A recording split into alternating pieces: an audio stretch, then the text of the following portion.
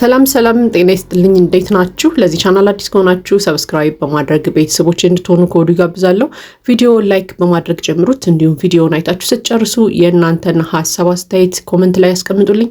እንግዲህ ዛሬም እንደተለመደው በአዲስ ቪዲዮ መተናል። እንግዲህ ዛሬ ቪዲዮውን ከመጀመሪያ በፊት አንድ ጥያቄ ጠይቃችኋለሁ። በዛ ጥያቄ ቪዲዮአችንን እንጀምራለን ማለት ነው። ያው አብርሃምና ሩታ እንግዲህ እንደተለያዩ እንደተፋቱ እናውቃለን። ሁለታቸውም እንግዲህ በየራሳቸው መንገድ እየሄዱ ነው። አብርሃምም ሄርሜላ ጋር ሄዷል። ሩታም ደግሞ የራሷን ሕይወት እየኖረች ነው። ነገር ግን በዚህ በፍቻቸው ጉዳይ ላይ ፍቻቸውን ያላመነበት ወይ ደግሞ እንደተፋቱ አምኖ መቀበል የከበደው አካል አለ ከሁለት አንዱ ማለት ነው። ወይ ደግሞ በሌላ ቋንቋ ስናየው እየረበሸ ያለ ሰው በቃ ተለያይተዋል። ነገር ግን መለያየታቸውን ያላመነበትና በጣም እየረበሸ ያለ አካል አለ። ሩታ ናት ወይንስ አብርሃም ነው? ይህንን የናንተን ሀሳብ ኮሜንት ላይ እንድታስቀምጡልኝ ይፈልጋለሁ። ምክንያቱም ያው በየቀኑ ከምናየው ቪዲዮ ከምናያቸው አንዳንድ እንቅስቃሴዎች ውስጥ አንድ ሰው አለ ሁል ጊዜ ወደ ቀድሞ ነገራቸው መመለስ የሚፈልግ ወይ ደግሞ በቃ መለያየታቸውን ያላመነበት አንድ ሰው አለ ብዬ ስለማምን ነው። የኔን ሀሳብ መጨረሻ ላይ ያሳውቃችኋለሁ። እንግዲህ የእናንተን ሀሳብ ደግሞ ኮሜንት ላይ ያስቀምጡልኝ። እንግዲህ ዛሬም እንደተለመደው በአዲስ ሀሳብ በአዲስ ቪዲዮ መተናል። እንግዲህ ማታ ላይ የተፈጠረ ነገር ነበረ። አንድ የተለቀቀ ቪዲዮ ነበር።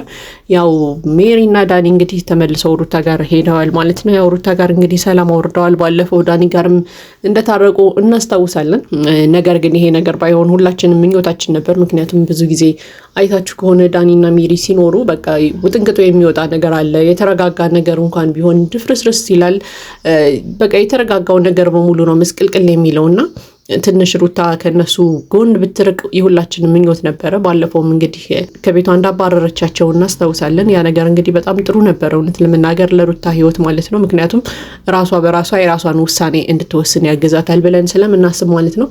ነገር ግን ዛሬም እንግዲህ ተመልሰው መጥተዋል። ዛሬ እንግዲህ ተመልሰው ሲመጡ ምንድን ነው እያደረጉ የነበረው? የአብርሃምና የሩታ አኒቨርሰሪ ዛሬ ነው። የጋብቻ አንደኛ ዓመት በዓላቸውን እናከብራለን ብለው መጥተዋል ማለት ነው። እንግዲህ እጅግ በጣም በሚገርም ሁኔታ አብርሃምና ሩታ እንደተፋቱ ሁላችንም እናውቃለን። የተፋታ ሰው እንግዲህ አኒቨርሰሪ ሲያከብር አናውቅም፣ ማናችንም ብንሆን ማለት ነው። እንግዲህ በህይወት ዘመናችን የተፋታ ሰው የተጋባበትን ዓመት ቆጥሮ እንግዲህ አኒቨርሰሪ ያከብራል የሚባል ነገር የለም ማለት ነው። ለማንኛውም ዳኒና ሜሪ እንግዲህ ያንን ነገር አስበው መጥተዋል። ምን እንዳሰቡ ባናውቅም ከጀርባ ያለውን ነገር ማለት ነው። ለማንኛውም ግን ይሄ ነገር በጣም ነው የሚደብረውም የሚያስጠላውም። እውነት እንነጋገር ከተባለ አንድ ጊዜ እነዚህ ልጆች ተለያይተዋል። በቃ ተለያይተው የራሳቸውን ህይወት እንዲኖሩ ቢፈቅዱላቸው መልካም ነበረ። ነገር ግን አሁንም ድረስ ባለፈው እንዳልነው የሩታን አይምሮ እየበከሉት ነው እነዚህ ሰዎች ማለት ነው። ሩታ ጋር እንደተለያዩ ይታወቃል። በቃ ተፋተዋል። ከተፋቱ በኋላ እንደ አዲስ ነገር እየቆሰቆሱ አንደኛ ዓመት የጋብቻ በዓላችሁ ነው እናክብርላችሁ ማለት ምን ማለት ነው? እኔ ሩታ ራሱ ይሄንን ሀሳብ መቀበሏ በጣም ነው ያስደነቀኝ። እንዴ ሩታ እኮ አንድ ጊዜ አብርሃምን ከጎኗ እንዲርቅ እንዲሄድላት ስትፈልግ የነበረች ሴት ነች አይደል እንዴ? አሁን ደግሞ መልሰው እነዚህ ሰዎች አብርሃምን ወደ እሷ እየጎተቱ ያመጡላታል። እሷም የእነሱን ሀሳብ ትቀበላለች። ከዛ ዞራ ግን የምትጎዳው እሷ ነች። ምክንያቱም ዳኒና ሜሪ በዚህ ጉዳይ ምንም የሚጎዱት ነገር የለም። አብርሃም ቁሞ አከበረም አላከበረም ሄደም ሩታ ጋርም ሆነ ምንም የሚጠቅማቸው የሚጎዳቸው ነገር የለም።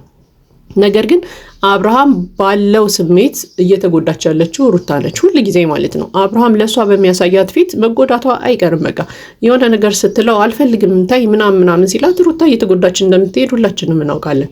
እነዚህ ሰዎች ግን ምንም የሚጎዱትም የሚጠቀሙትም ነገር የለም። ብዙ ጊዜ ዳኒና ሜሪ እያለን ስናወራ ለነሱ ጥላቻ ያለን ምናምን የሚመስላችሁ ሰዎች አሉ። ነው እንደዛ አይደለም። ሩታን አይምሮዋን አሁንም ድረስ እየበከሏት ስለሆነ ነው። በቃ የራሷን ኑሮ ሰላማዊ ሆና እንዳትኖር እያደረጓት ስለሆነ ነው። አሁን አንደኛ ዓመታችሁን እናክብርላችሁ ማለት ምን ማለት ነው? ይሄ ለተፋታ ሰው ይሄ ምን ማለት ነው? አንደኛ ዓመታችሁን ካላከበርንላችሁ ብሎ ኬክ አስጋግሮ ርችት ምናምን ይዞ አብርሃምን ጥሪ ተብላ ሩታ አብርሃምን ና ልጅህን ይብላ ጠርታ ምናምን በቃ የሌለ ድራማ መፍጠር ምንም ለማይጠቅም ነገር ማለት ነው። እኔ እንደውም በሩታ ነው ያዘንኩት ዛሬ። ሩታ በጣም ብዙ ጊዜ አይታችሁ ከሆነ ከተለያዩ በኋላ አብርሃምን ትፈታተነዋለች። በቃ ይሄ እውነት ነው ያለ እውነት ነው። እኛ እንደውም ከሩታ ጎን ሆነን እንኳ አብርሃም በቃ ከህይወቷ ቢወጣላት ይሻላል፣ ሩታን አይረብሻት ምናምን እንላለን። ነገር ግን ራሷ ናት ወደ ህይወቷ ጎትታ ድጋሚ እንዲገባ የምታደርገው። ራሷ ናት በራሷ ስሜት እየተጫወተች ያለችው። አብርሃም ጋር ከተለያዩ በኋላ አኒቨርሰሪ ብሎ ሲያመጡላት እሺ ብላ መቀበል ምን የሚሉት ሀሳብ ነው ይሄ? ብዙ ጊዜ አይታችሁ ከሆነ አብርሃም ልጁን ላይ ሲሄድም ራሱ አንዳንዴ ልትስመው ትሞክራለች። አንዳንድ ጊዜ እራት እንብላ፣ ምሳ እንብላ፣ አብረን እንሆን ምናምን እያለች የምትፈታተነው እንደውም ሩታ ነች። በቃ ይሄ እውነት ነው፣ ሁላችንም ያየነው እውነት ነው። ስለዚህ መለያየታቸውን አላመነችበትም። በቃ ቅድም የጠየኳችሁ ጥያቄ የኔ መልስ ይሄ ነው። ሩታ መለያየቷን አላመነችበትም። በቃ አልፈለገችም። ከአብርሃም ጋር ተለያይታ መኖርን አልፈለገችም። የውሸት ነው። በቃ አብርሃም ጋር ተለያይቻለሁ፣ ለየብቻ ነኝ፣ እሱ ጋር መኖር አልፈልግም ወይ ተፋተናል ምናምን የሚለውን ሀሳብ የምታወራው ከአንገት በላይ ነው እንጂ ከልቧ አላመነችበትም። ምክንያቱም በጣም ብዙ ጊዜ የምናየው ነገር ስለሆነ ማለት ነው። አብርሃም እንደውም በጣም እየታገሳት ነው ብዬ አምናለሁ። ምክንያቱም ልጁንም ላይ ሲሄድ ትፈታተነዋለች።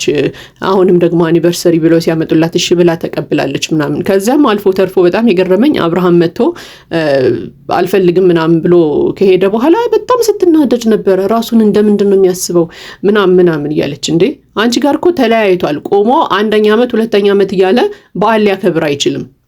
በቃ አንቺ ጋር ተለያይቶ ሄርሜላ ጋር ህይወት ጀምሯል። ከዚህ በኋላ አኒቨርሰሪ ቢያከብር ራሱ ሊያከብር የሚችለው ከሄርሜላ ጋር ነው። በቃ ሄርሜላ ጋር ነው የፍቅር ግንኙነቱን ሊያከብር የሚችለው እንጂ አንቺ ጋር አይደለም። አንቺ ጋር ያለው ጉዳይ ተቋጭቷል። በቃ አንቺ ጋር ልታከብሩ የምትችሉት አንድ በዓል ሊኖር ይችላል። እሱም የልጃችሁ ልደት ነው። በቃ የልጃችሁ ልደት ላይ ቆማችሁ አንድ ላይ ልታከብሩ ትችላላችሁ እንጂ አንቺ ጋር እንዴ የተጋባችሁበትና የተፋታችሁበትን ዓመት የምታከብሩት ምን ማለት ነው? ይሄ አብርሃም ተናዶ ወጥቶ መሄዱ በጣም ትክክል ነው ያደረገው ትናንትና፣ እጅግ በጣም ትክክል። ምክንያቱም እሱ መገኘት የሌለበት ቦታ ላይ ነው የተገኘው። አንቺ ጋር ምንም አይነት ሪሌሽን ላይ አይደላችሁም። አሁን ላይ በቃ ምንም አይነት በዓልን ልታከብሩ አትችሉም። ያ ማለት እኮ አንድ መንገደኛን ሰው አምጥተሽ አብረን ኬክ እንቁረስ፣ አብረን የሆነ በዓል እናክብር እንደማለት ነው የሚቆጠረው ከአብርሃም ጋር ማለት ነው። ምክንያቱም በቃ ተለያይታችኋል። ሌላና ሌላ ሰዎች ናችሁ እናንተ ሁለታችሁ። ከዚህ በኋላ አብርሃም አኒቨርሰሪ ሊያከብር የሚችለው ከሄርሜላ ጋር ብቻ ነው። ሄርሜላ ፍቅረኛው ስለሆነች ማለት ነው። ለምሳሌ አንቺ ሌላ ወንድ ጓደኛ ይዘሽ ምናምን እዛ ሰው ጋር አብረሽ የፍቅር ጊዜን እያሳለፍሽ ባለበት ሰዓት አብርሃም ኬክ ይዞ መጥቶ 1ኛ ዓመት የጋብቻ በዓላችንን እናክብር ብሎ እንደጠየቀሽ ልክ እንደዛ አስቢው እና ያ ነገር አንቺን ላይ ያናድድሽ ከቻለ አላውቅም። እንግዲህ አብርሃም ተናዶ ጥሎ ወጥቷል። ትክክል ነው ያደረገው። አቅፎ ሊስምሽ ወይ ደግሞ የሆነ ስጦታ ገዝቶ 1ኛ ዓመታችን እንኳን አደረሰሽ ምናምን ብሎ ይዞልሽ እንዲመጣ አትጠብቂ። አንዳንድ ጊዜ ያው ግሩፕ ይዛችሁ የምትደግፉ ሰዎች ምናምን አላችሁ። ይሄ ነገር ለነሱ ህይወት አይጠቅምም። በቃ የሆነ ሰው ጥፋት ሲያጠፋ ጥፋቱን አምኖ መቀበል አለበት። በቃ ጥፋት ሲያጠፋ መወቀስ አለበት። ጥሩ ነገር ሲያደርግ ደግሞ መወደስ መቻል አለበት ብዬ አምናለሁ። ስለዚህ ሩታ ዛሬ ያደረግሽው ነገር ትክክል አይደለም። ሁል ጊዜ አይምሮሽን ሀሳብሽን እየጠመዘዙ በስሜትሽ እንዲጫወቱ አትፍቀጅላቸው። እነዚህ ሁለት ሰዎች ቢሆኑም ኬኩን ይዘው መጥተው አኒቨርሰሪሽን ልናከብርልሽ ነው ምናምን ሲሉሽ ራሱ ኖ ማለት ነበረብሽ ብዬ አስባለሁ። በቃ አይሆንም ማለት ነበረብሽ። ምክንያቱም የማይሆን ስሜት ውስጥ እያስገቡሽ ስለሆነ ማለት ነው። ስለዚህ አብርሃም ባደረገው ድርጊት መናደድ ራሱ የለብሽም። ጭራሽ መናደድን ራሱ ማሰብ የለብሽም። ምክንያቱም ሊስምሽ ወይ ስጦታ ሊገዛልሽ ወይ ደግሞ እንኳን አደረሰም ብሎ አቅፎ ሊስምሽ አይችልም። ከተለያያችሁ በኋላ አኒቨርሰሪ የሚባል ነገር ስለሌለ ማለት ነው። ስለዚህ አንዳንድ ጊዜ የራስሽን ህይወት እንድትኖሪ ሰላምሽን እንድታገኝ ነው እነዚህን ሰዎች ከጎንሽ አርቂያቸው ስንልሽ የነበረውና አሁንም ድረስ በስሜትሽ በህሊናሽ እየተጫወቱብሽ ነው። አይምሮሽን እየጠመዘዙት ነው እነዚህ ሰዎች። ስለዚህ በቃ የራስሽን ህይወት ኑሪ። አብርሃም የራሱን ህይወት ጀምሯል። በቃ ርቆ ሄዷል። ርቆ ከሄደ ይሂድ በቃ ልጁን ብቻ መጥቶ አይቶ ይመለስ። ብዙም ባትፈታተኙ መልካም ነው የሚል ሀሳብ አለኝ። ለማንኛውም ይሄ የኔ ሀሳብ አስተያየት ነው። የእናንተን ሀሳብ አስተያየት ኮሜንት ላይ አስቀምጡልኝ። ለዚህ ቻናል አዲስ ከሆናችሁ ሰብስክራይብ በማድረግ ቤተሰቦች እንድትሆኑ ጋብዛለሁ። ቪዲዮ ላይክ በማድረግ አበረታቱን። መልካም ጊዜ ይሁንላችሁ።